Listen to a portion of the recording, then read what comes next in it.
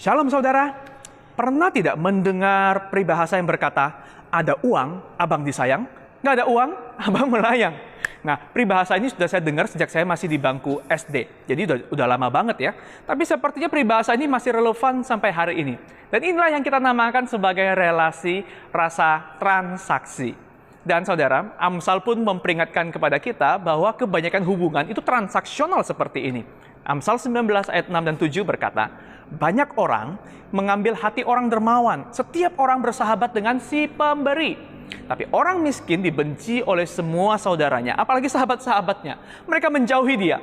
Ia mengejar mereka, memanggil mereka, tetapi mereka tidak ada lagi. Nah, inilah hubungan yang transaksional. Orang mencari sesamanya hanya untuk mendapatkan manfaat. Misalnya yang pertama ekonomis. Kalau dekat si kaya, mungkin aku bisa pinjam uang, mungkin aku bisa kedapatan finansialnya ya.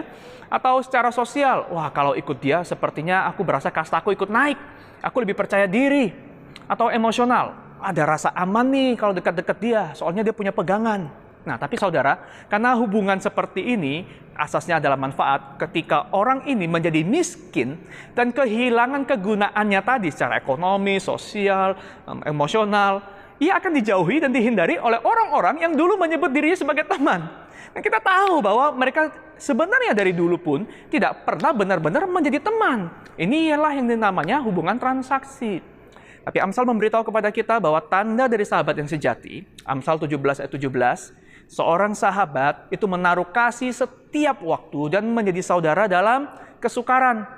Jadi tanda pertama dari seorang sahabat itu adalah keberadaan yang ada setiap saat, keberadaan yang tetap alias kesetiaan. Nah, jadi seorang sahabat itu ada sama kita, mau suka maupun sukar. Sahabat itu bahkan ada bagi kita ketika keadaan justru mendesak, ketika kita bahkan sudah tidak mempunyai apapun untuk diberikan kepadanya.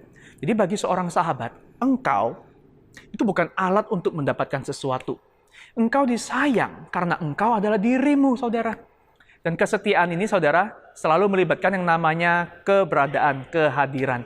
Baik dalam situasi nggak nyaman, kita kan selalu bisa menemukan orang-orang yang sungguh-sungguh menjadi sahabat sejati kita. Nah, oleh karena persahabatan itu, keindahannya sebesar ini, saudara, maka persahabatan terbaik itu selalu membutuhkan yang namanya waktu. Tapi waktu setiap orang itu terbatas, sehingga Amsal juga realistis. Amsal 26 itu berkata, banyak orang itu menyebut dirinya baik hati, tetapi orang yang setia, siapa yang menemukannya? Saudara, kita nggak bisa punya banyak sahabat. Sahabat-sahabat yang baik itu nggak tumbuh di pohon, ya tinggal ada musim panen, tinggal kita petik aja dalam jumlah banyak. Kita harus memberi lebih banyak waktu dan perhatian kepada hubungan yang kita sebut sebagai sahabat itu. Kabar baiknya saudara, kita punya sahabat yang sejati.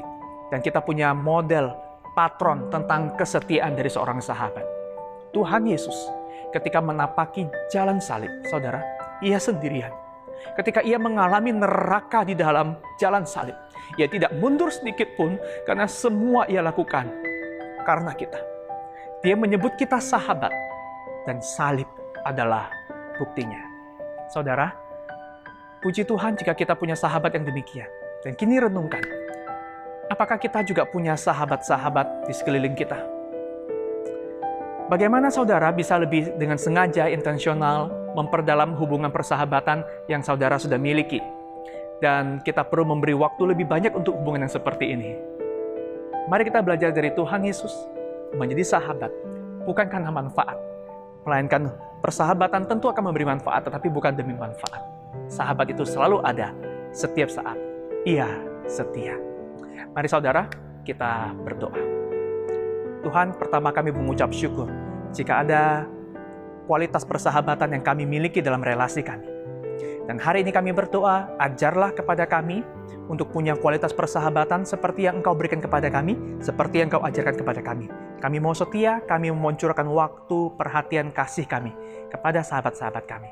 Dalam nama Tuhan Yesus, kami mengucap syukur dan berdoa. Amin.